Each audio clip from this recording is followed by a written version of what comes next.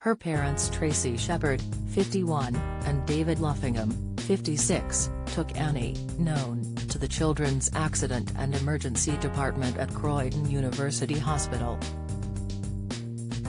Dad David, from Addiscombe, Croydon, said, "We thought the best place for her would be in hospital, as we thought she would receive what care she needed to recover."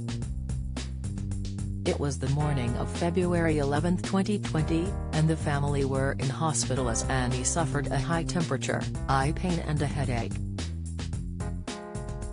Annie also felt dizzy, confused and felt sick, but staff incorrectly completed a screening tool for sepsis, which resulted in a lengthy wait in the emergency department. An NHS report said if tests had been completed correctly, Annie would have been transferred to a specialist pediatric team and received intravenous antibiotics within an hour. Instead, Annie, who was first taken to hospital at 10 a.m. didn't receive antibiotics for 6.5 hours, until 4:30 p.m. that afternoon. Soon after, at 5:50 p.m., Annie had a cardiac arrest and, while resuscitated and transferred to another hospital, she died the next day.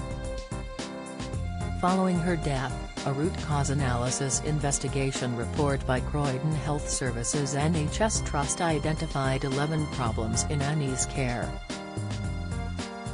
In a letter to the bereaved parents, the Trust wrote, "The treatment provided to Annalise by the Trust fell below the standard of care she was entitled to expect.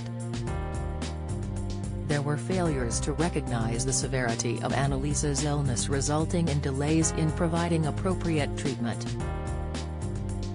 The Trust expressed very real regret that opportunities were missed to prevent her death." Distraught about the loss of her daughter, Tracy said, "Even more than 3 years on, the hurt and pain we feel over her death is still as raw as it was the day she died. Our lives will never be the same without her. It's devastating that she'll never grow up and fulfill the potential she had." Meningitis. The NHS explains meningitis is an infection of the protective membranes that surround the brain and spinal cord, meninges. If not treated quickly, it can lead to blood poisoning, sepsis, and can result in permanent damage to the brain.